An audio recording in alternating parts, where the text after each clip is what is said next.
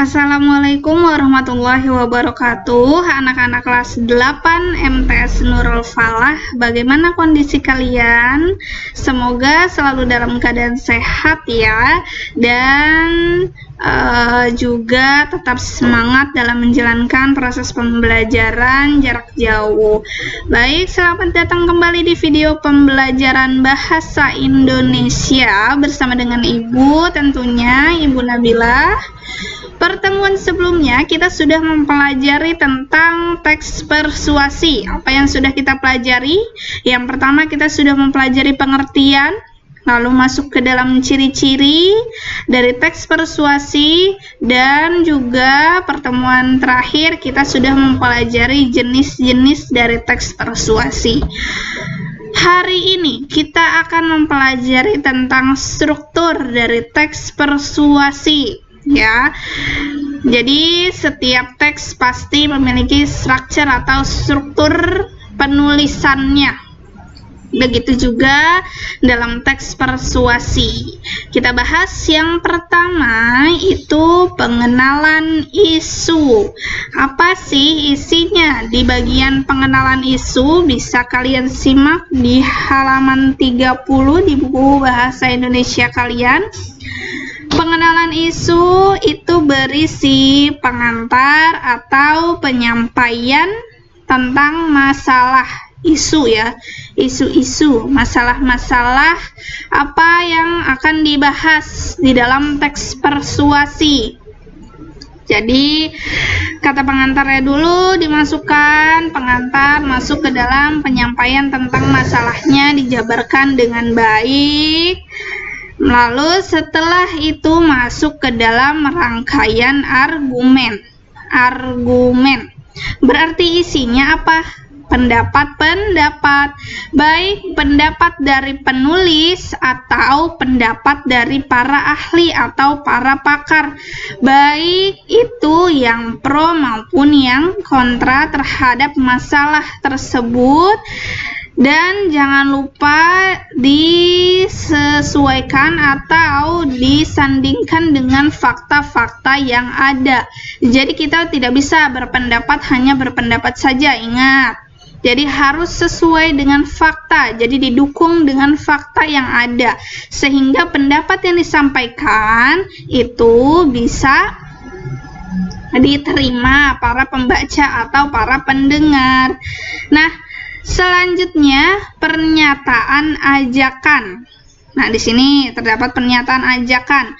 Kan sudah ya dibahas ya kaidah kebahasaan, terdapat kata kalimat ajakan yang diawali dengan mari, lalu hindarilah gitu, terus janganlah, ikutilah. Nah, seperti itu. Itu pernyataan ajakan. Jadi disampaikannya secara tersurat. Ya, jadi kehadiran argumen berfungsi untuk mengarahkan dan memperkuat ajakan-ajakan itu. Jadi saling melengkapi dari yang awal itu pengenalan masalah, masuk ke dalam argumen. Lalu yang ketiga pernyataan ajakan.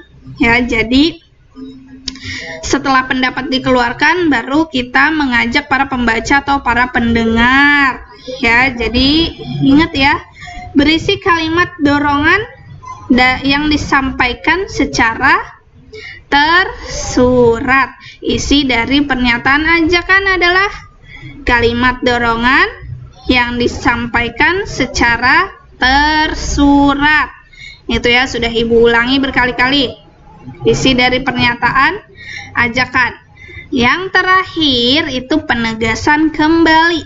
Penegasan kembali di sini berisi penegasan kembali atas pernyataan-pernyataan sebelumnya yang diawali oleh kata penghubung demikianlah, demikian, atau oleh karena itu. Ada di buku kalian tuh ditandai ya kalimat pentingnya, kata-kata yang pentingnya di halaman 30. Ya, jadi penegasan kembali ini penegasan kalimat dari pernyataan-pernyataan yang sebelumnya yang diawali dengan kata penghubung. Apa kata penghubung? Konjungsi, nama lainnya. Konjungsi demikianlah, demikian, dengan demikian, atau oleh karena itu. Ya. Nah, itu struktur dari teks persuasi. Jadi dalam penulisan teks persuasi maksud Ibu itu harus sesuai dengan strukturnya, harus sesuai dengan strukturnya.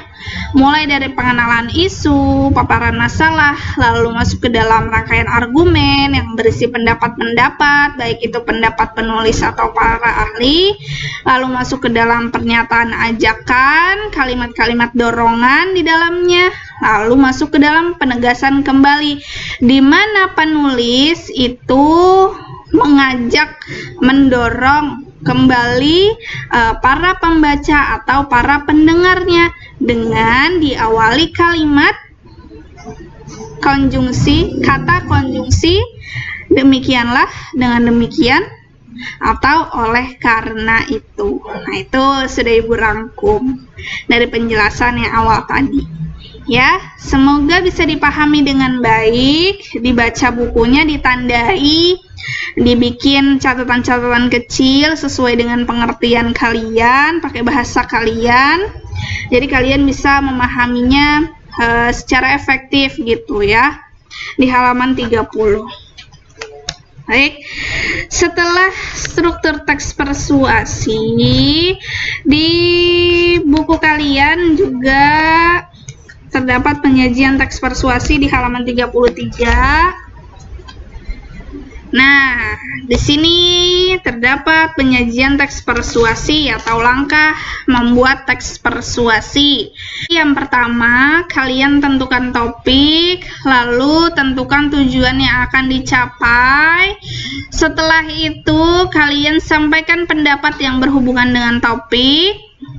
Nah, setelah itu, kalian identifikasi alasan dan mengumpulkan data. Jadi data-data yang berhubungan dengan topik yang kalian pilih, lalu kalian rumuskan kalimat ajakannya. Jadi apa kalimat-kalimat dorongannya kalian buat, setelah itu buat kerangka teks persuasinya sesuai dengan struktur yang tadi sudah dipelajari dan kembangkan kerangka menjadi teks persuasi. Jadi dari kerangka tersebut kalian buat menjadi sebuah paragraf, tentunya sesuai dengan struktur ya. Nah, jika teks disampaikan secara lisan, ungkapkan gagasanmu secara tegas dan lugas. Nah, ini kalau secara lisan.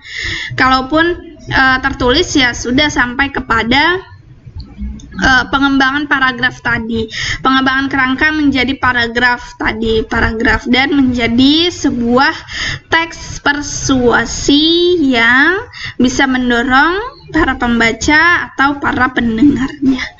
Seperti itu langkah membuat teks persuasi ya. Nah, di dalam membuat teks persuasi kita diwajibkan untuk kritis terhadap suatu masalah dalam kehidupan sehari-hari yang bisa dijadikan modal yang dibutuhkan untuk menulis teks persuasi. Dan hal tersebut akan membuat kita lebih kreatif lagi dalam memilih topik untuk dijadikan bahan menulis teks. Itu saja untuk materi yang kita pelajari hari ini. Semoga kalian bisa memahaminya dengan baik dan materi hari ini bisa bermanfaat untuk kalian. Dibaca lagi bukunya, didengarkan banyak-banyak video pembelajarannya sehingga kalian bisa paham ya, tidak hanya hafal materinya tapi bisa paham. Kalian boleh kok merumuskan pengertian sendiri. Jadi dari yang sudah kalian pelajari, kalian buat bahasa kalian sendiri. Oh, ternyata teks persuasi seperti ini gitu. Ya, bisa digabungkan apa yang sudah Ibu jelaskan, apa yang sudah ada di buku, bisa kalian rumuskan pengertian tersendiri, tapi tidak di luar konteks ya, harus sesuai dengan literasi yang kita sama-sama pelajari. Oke, baik Ibu akhiri, terima kasih, sampai bertemu di pertemuan selanjutnya. Assalamualaikum warahmatullahi wabarakatuh.